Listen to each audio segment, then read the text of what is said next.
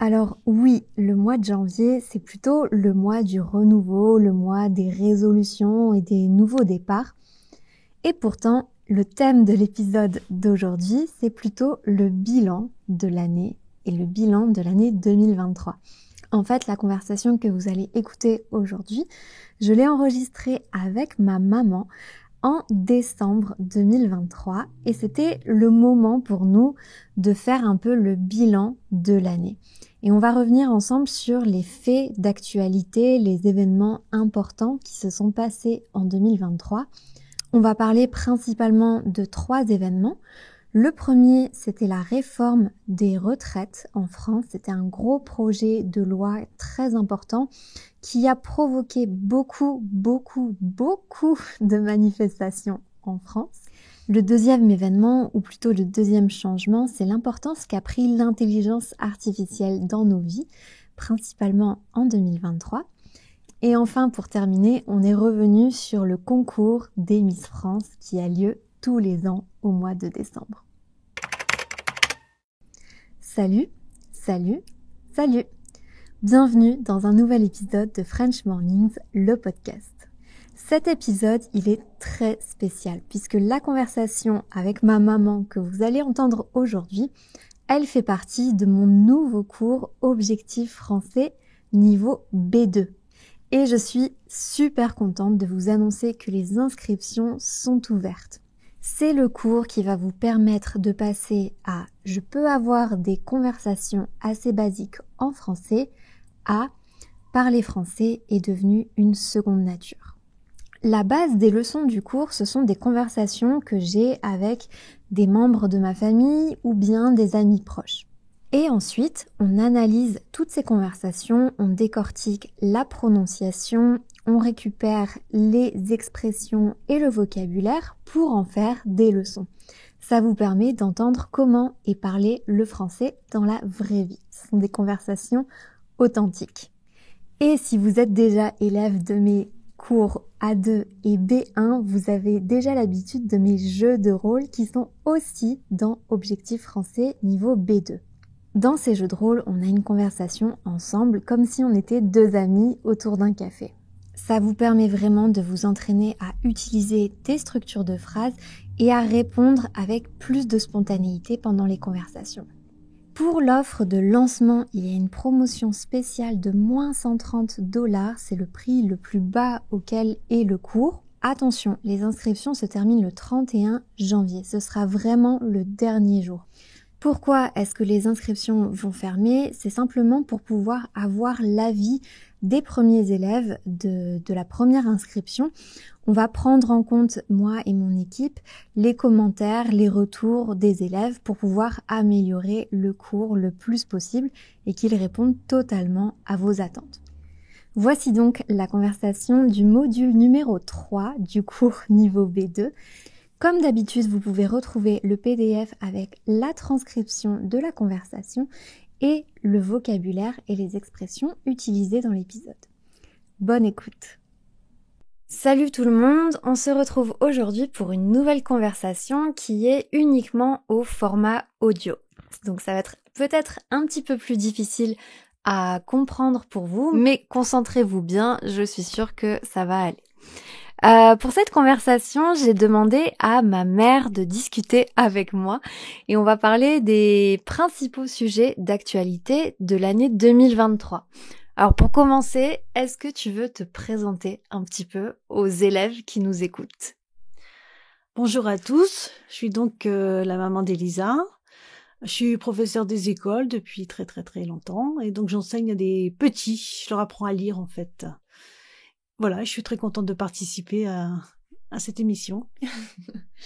Alors, pour commencer, on va dire globalement, qu'est-ce que tu as pensé, toi, de l'année 2023 en termes d'actualité?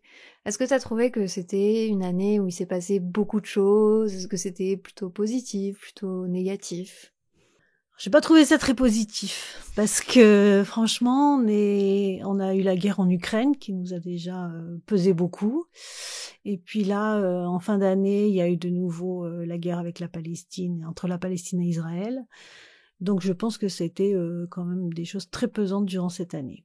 Donc est-ce que c'était une année positive? Non, parce que justement on a l'impression que ça commence à devenir un peu chaud partout. Donc je dirais pas très positive. Ouais, je suis assez d'accord. Moi, c'était une année qui était plutôt positive pour moi personnellement, mais objectivement, en termes d'échelle mondiale, c'était plutôt négatif. Alors moi, je dirais la même chose pour moi. C'est-à-dire personnellement, ma situation est tout à fait correcte, tout va bien. Mais quand je vois ce qui se passe dans le monde, c'est vrai qu'on est assez inquiet finalement. Oui. Et donc pour cette conversation, on va essayer justement d'éviter les sujets un peu pesants et les sujets un peu plus lourds. On va parler de sujets plutôt légers ou moyennement légers. J'ai essayé de faire une petite sélection et on va revenir sur trois éléments, sur trois sujets d'actualité qui se sont déroulés en 2023 et tu vas me dire un petit peu ce que t'en penses à chaque fois. Donc le premier sujet que j'ai sélectionné, c'est le projet ou la réforme des retraites, puisque maintenant c'est plus un projet, c'est une loi qui est vraiment passée. Et donc pour vous expliquer un petit peu le contexte, en début d'année 2023, pendant plusieurs mois, il y a eu un projet de loi qui voulait faire un grand changement au niveau du départ à la retraite des Français. Donc la retraite, c'est quand on arrête sa carrière, quand on ne travaille plus. Et le changement principal, c'était que au lieu de partir à la retraite à 62 ans minimum, maintenant, il faudrait en avoir 64. Est-ce que j'ai bien résumé ? Oui, c'est ça, et c'est vrai que c'était quand même quelque chose de difficile à accepter, parce qu'on est quand même passé de 62 à 64, 2 ans de plus, c'est beaucoup quand on a cet âge-là. Et moi-même, je suis impactée, donc ça ne m'arrange pas du tout, c'est vrai. Et donc, toi, t'es plutôt pour ou plutôt contre, tu dirais ? Ah mais tout à fait contre, hein, parce que je pensais m'arrêter à 62 ans, donc c'était déjà dans ma tête, c'était déjà fait comme ça. Et finalement, je m'aperçois que je vais devoir faire. Alors, ça sera pas tout à fait 64 pour moi, parce que comme je suis déjà âgée et que c'est quelques mois à chaque fois selon les années qui arrivent, moi je vais devoir faire une année supplémentaire. Donc, au lieu de m'arrêter à 62 comme prévu, je vais donc m'arrêter à 63 ans. Évidemment, j'aurais préféré m'arrêter à 62. Mais bon, évidemment, on n'a pas le choix, donc voilà, on est obligé d'accepter. Mais je pense que finalement, quand les années où on prend de l'âge, c'est vrai que ça devient compliqué. Une année supplémentaire, ça compte beaucoup. Donc évidemment, ça me plaît pas beaucoup ce changement. Ça me plaît même pas du tout. Ouais, tu dis que c'est pas la même chose de travailler une année de plus quand on a 25 ans et une année de plus quand on en a plus de 60. Alors c'est pas du tout la même chose, parce que d'année en année, on se rend compte qu'il y a des choses qu'on fait moins bien, qui prennent plus de temps, et puis quelquefois on n'est pas trop sûr on n'est plus très sûr de ce qu'on fait, quelquefois on a peur d'avoir fait une erreur, et je pense que ça se sent, et je pense que d'année en année, ça se ressent de plus en plus. Et que finalement arrêter à 62 c'était bien. Et moi je regrette beaucoup de ne pas m'arrêter à 62 et également de pouvoir profiter d'être encore en bonne santé pour pouvoir faire beaucoup de choses après la retraite. Or là on se dit que les années supplémentaires c'est des années où finalement on n'aura pas profité autant qu'on l'aurait souhaité.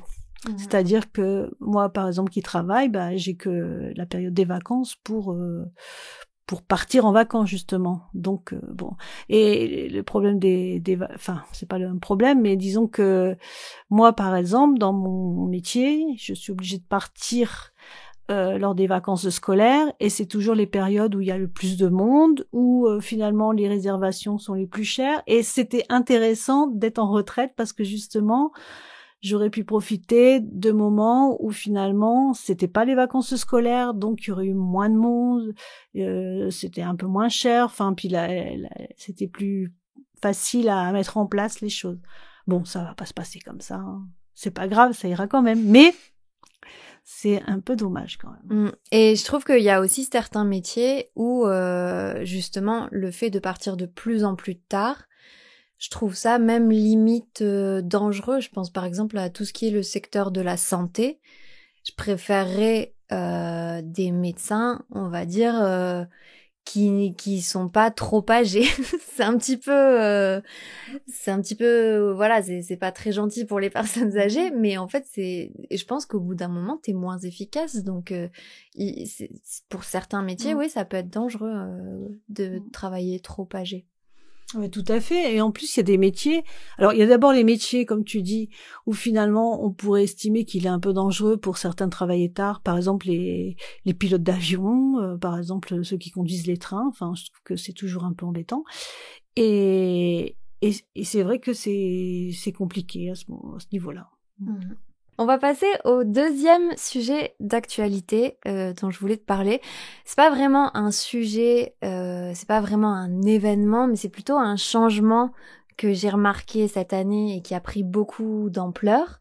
C'est le fait que les intelligences artificielles, elles sont accessibles au grand public maintenant. Moi, je les utilise aussi dans mon travail. Ça me permet de, par exemple, corriger des textes plus vite ou bien faire un peu de brainstorming quand j'ai besoin de nouvelles idées, etc. Je pars parfois d'une intelligence artificielle. Et je voulais justement savoir, toi, comment tu te sentais par rapport à tout ça et ce que t'en pensais de manière générale. Et est-ce que ça t'impacte, peut-être? Bon, alors moi, pour l'instant, je me sens pas impactée parce que je ne veux pas l'être non plus. Donc pour l'instant, je peux pas dire que je me préserve, mais je m'en soucie pas trop. Mais je me rends compte que on va pas pouvoir y couper. Donc évidemment, par exemple, ChatGPT, ça sera quelque chose qui va être énorme dans peu de temps. Et je pense, moi, qui travaille dans l'éducation nationale, je me dis quelquefois, je me demande si nous, on sera encore utile parce que finalement, ça pourra faire... je pense qu'on sera... il faut de l'humain partout. Donc évidemment, on sera encore là. Mais c'est vrai que quelquefois, ça fait un peu peur parce qu'on se demande finalement où seront les limites. Et la limite, pour l'instant, elle semble très très loin. C'est-à-dire, on s'aperçoit que finalement, c'est énorme ce qui est en train d'arriver à tous les niveaux.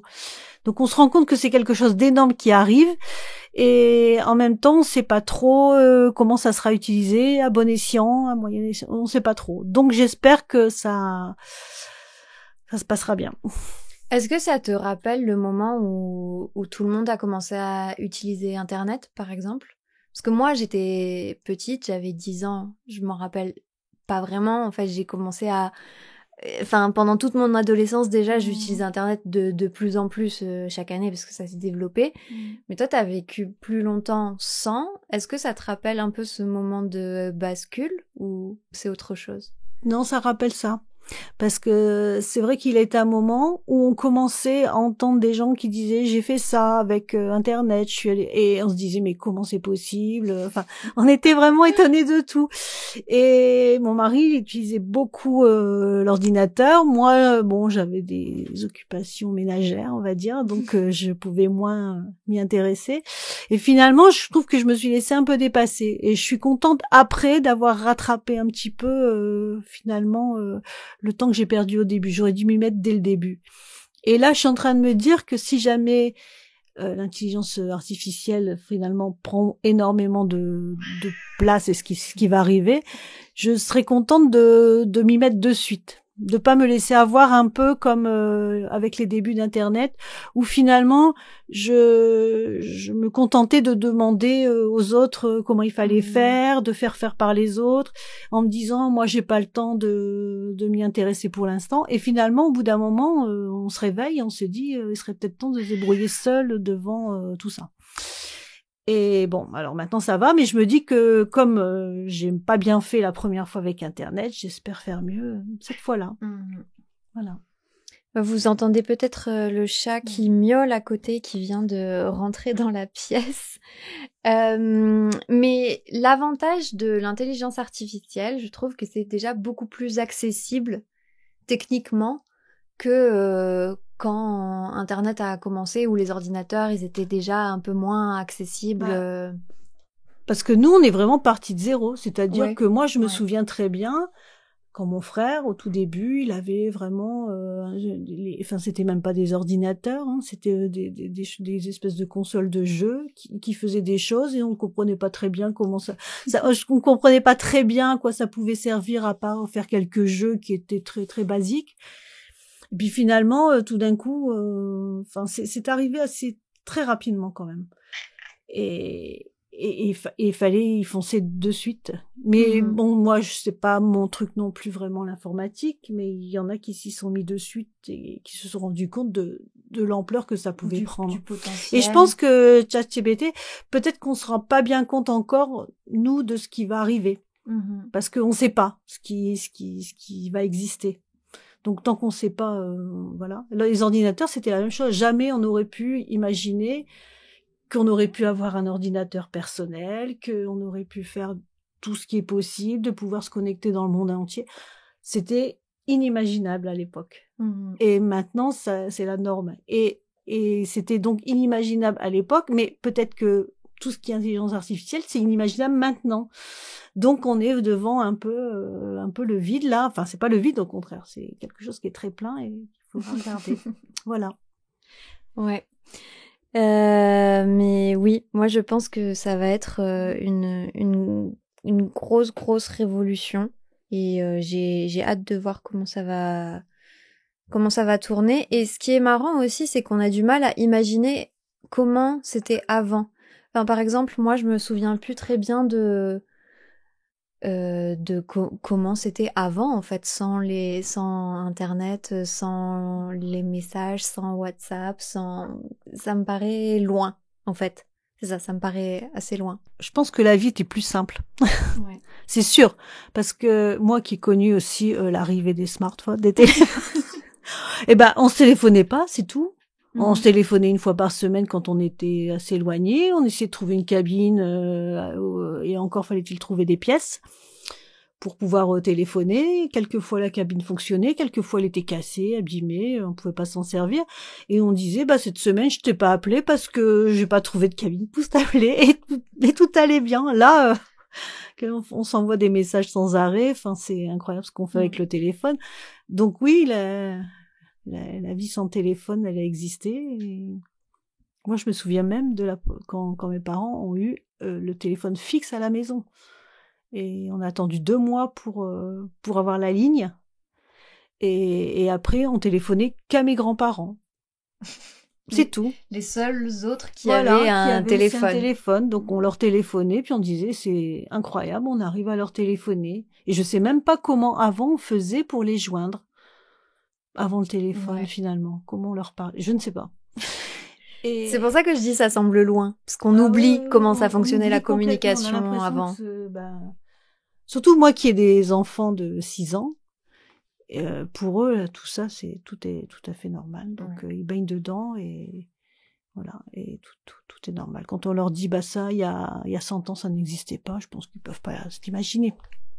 Donc c'est vrai que on oublie vite et quand on est dans le progrès, c'est très facile de s'y habituer. Et bon, il faudrait pas non plus qu'il y ait un problème avec le progrès, quoi. Il faudrait que ça continue parce que sinon ça serait difficile de s'en passer. Mais tant que ça n'existe pas et qu'on ne sait pas ce qui peut arriver, ça ne nous manque pas.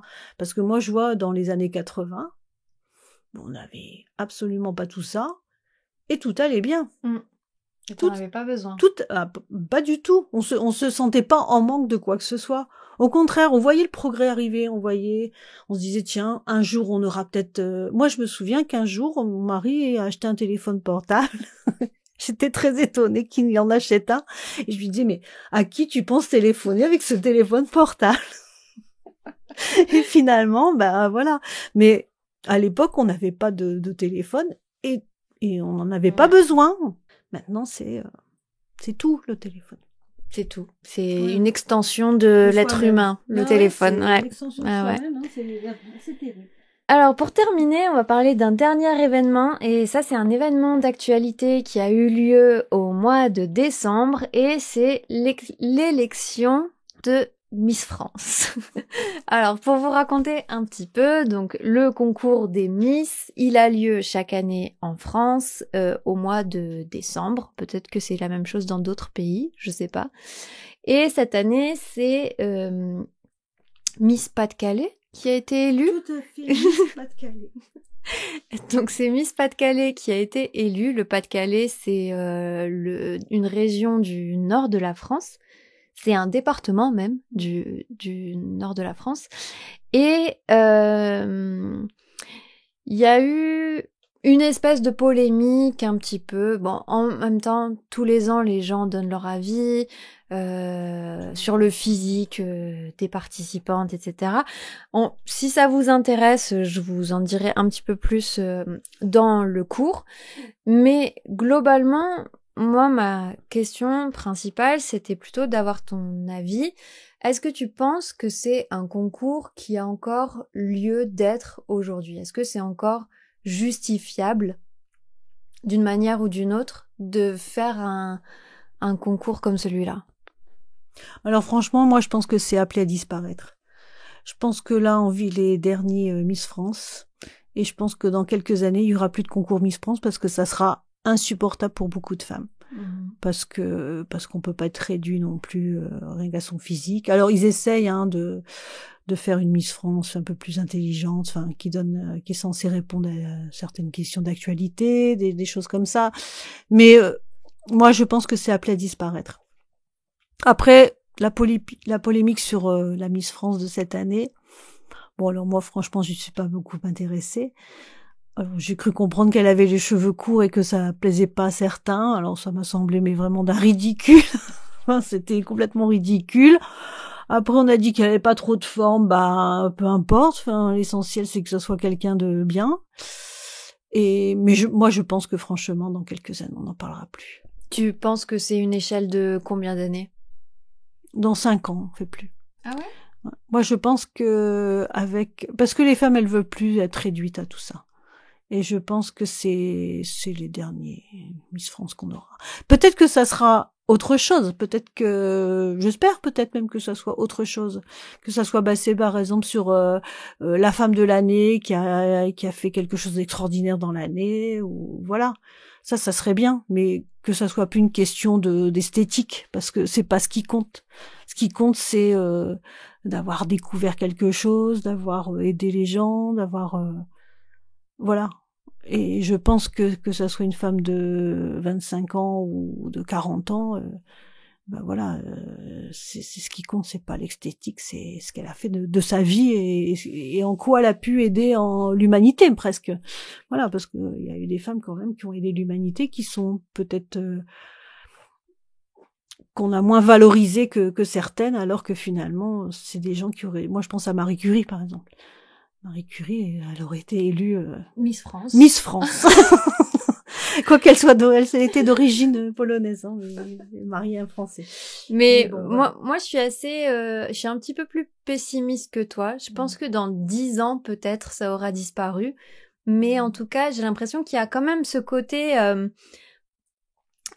plaisir coupable chez beaucoup de personnes qui regardent l'émission en se disant... même si dans ma vie de tous les jours je suis féministe, je regarde Miss France parce que c'est une soirée où on va rigoler avec les copains et on met ça à la télé et en fait tout le monde critique mais personne tu vois, il y a un petit peu ce côté télé-réalité un peu, plaisir coupable de télé-réalité. Oui, c'est ce que j'ai vu un peu sur internet, c'est-à-dire on voyait des gens qui étaient avec leurs vieux t-shirts et leurs vieux pyjamas dans des canapés en train de boire un coca et en ayant 10-30 kilos et de critiquer les Miss France, quoi. C'était trop drôle. Bah ouais. On voyait ça, c'était humoristique, hein. Mais c'est vrai que bon, c'est un côté assez comique de se dire, allez, on va vraiment critiquer, enfin, des femmes qui sont parfaites, hein. Ouais. Mais en disant, elle est trop blonde, elle est trop brune. Ouais, j'ai l'impression qu'il y a un peu une espèce de tradition qui s'est faite de on sait qu'on va critiquer des gens qui sont beaucoup plus beaux que nous. Mais on le fait quand même parce que ça nous fait plaisir une fois dans l'année de pouvoir personnellement, moi peut-être que j'ai regardé une fois, peut-être il y a des années, mais je me souviens pas avoir regardé le concours de Miss France. Hein. J'ai juste vu cette année, c'était la polémique parce que soi-disant qu'elle avait les cheveux courts, ce qui m'a semblé incroyable. Une polémique sur les cheveux courts, comment c'est possible? Mais bon, voilà, c'est ce que... Ouais. Voilà. Moi, j'avoue, ça m'est arrivé peut-être une année ou deux de le faire avec des amis. Mais justement, c'était la soirée. Je crois qu'on avait fait même une raclette. En fait, on se disait, on va manger une raclette en regardant Miss France et chacun y va de son petit commentaire, etc. Là, dernièrement, non. Je pense que les 3 dernières années, j'ai pas regardé. Mais pour parler justement de l'existence du concours, moi, je serais curieuse de savoir s'ils arrivent à recruter beaucoup de participantes. Et aussi, est-ce que toi, tu comprends qu'il y ait certaines personnes qui aient toujours envie d'y participer? Parce que si personne avait envie de le faire, ça n'existerait plus. Mais là, le fait est que y a toujours des gens qui ont... des filles qui ont envie d'y aller. Oui, je peux comprendre hein, qu'on ait envie de se montrer parce qu'on est parfaite, etc. Mais je trouve que c'est pas...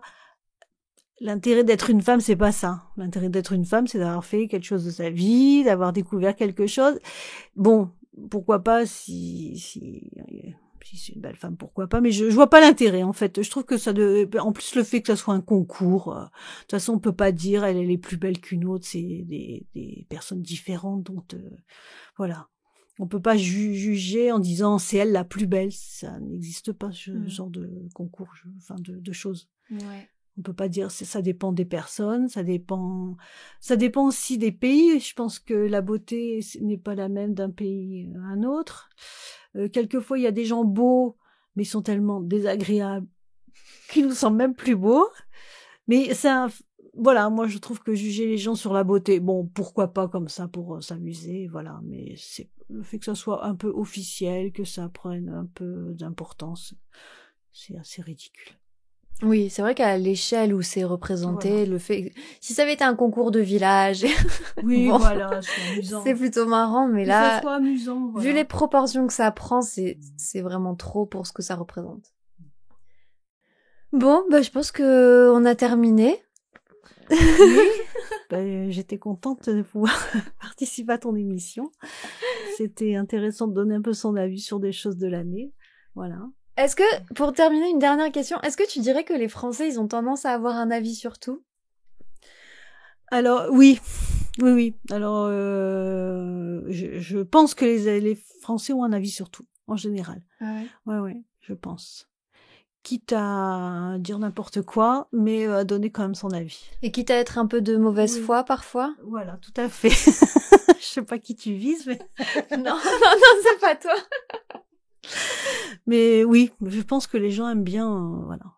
Après, moi, là où je travaille, j'ai l'impression que c'est une espèce d'ambiance, de cohérence tacite. On parle pas de sujets qui peuvent être délicats, là où je travaille. Voilà. Et je pense que quand on parle de sujets délicats, c'est toujours embêtant parce que t'as peur de t'embrouiller avec les gens que t'aimes bien. Et que ça peut vite partir en live, surtout que les sujets actuels sont pas très drôles avec la guerre de Gaza, l'Ukraine. On a vite des avis très tranchés et puis en donnant son avis, quelquefois, on est peut-être un peu raide par rapport à ce que pensent certains. Et donc, bon, c'est vrai que donner son avis, c'est bien, mais il faut essayer de rester un peu diplomate parce que sinon, ça peut vite partir. Vu le contexte actuel, ça peut vite partir dans des situations embarrassantes. Ouais, je suis assez d'accord. Je trouve que les gens, ils ont facilement un avis pour tout et qu'il y a peu de personnes qui osent dire, moi, je sais pas, je suis pas un expert de la situation ou... peu importe, peut-être que je suis neutre, peut-être que j'ai pas d'avis. Les gens, globalement, veulent s'exprimer sur des choses qui parfois les concernent pas trop. Il y a des gens qui n'y connaissent rien et qui ont un avis et des avis bien tranchés, alors que quelquefois, si on n'a pas une petite base en histoire ou une petite base, surtout en histoire, parce que on oublie vite, et quelquefois on a un avis puis on se dit, attends, tu te souviens de ça? Ah ouais, voilà. Donc je pense que avoir un avis sur tout, c'est bien, mais bon, il faut savoir se modérer. Et puis surtout, Quand on a un avis, il faut savoir avoir un peu de base sur quoi on peut réfléchir, parce que finalement, on peut s'embarquer dans des choses et après se dire bon, j'aurais pas dû dire ça parce que finalement, je me suis renseignée, c'est pas ça du tout. Donc, il vaut mieux y aller doucement en regardant un petit peu les choses avec recul. Non, mais avec recul et surtout s'intéresser à l'histoire, parce que je pense que l'histoire fait que on comprend certaines choses et que les choses sont moins blanches ou noires, et que justement il faut avoir une petite base de culture pour pouvoir avoir un avis. Et parfois, j'allais dire tourner 7 fois sa langue dans sa bouche avant de parler. Oui, c'est une expression qui veut dire qu'il faut bien prendre le temps de réfléchir avant de parler et voir si ce qu'on a à dire est constructif ou pas. C'est vrai. Ouais. Tout à fait. Ouais. Bon, merci beaucoup de nous avoir écoutés. J'espère que cette conversation vous aura plu, que vous la trouverez intéressante et que vous saurez maintenant un peu plus comment donner votre avis sur des sujets d'actualité. Merci encore une fois d'avoir été au rendez-vous pour cet épisode. Je vous rappelle que les inscriptions pour Objectif Français niveau B2 se terminent le 31 janvier 2024. Pensez à vous inscrire maintenant pour pouvoir profiter de l'offre de lancement de moins $130 sur le prix final. Et n'oubliez pas aussi de télécharger le PDF de cet épisode disponible dans le lien en description. Et je vous dis à très bientôt.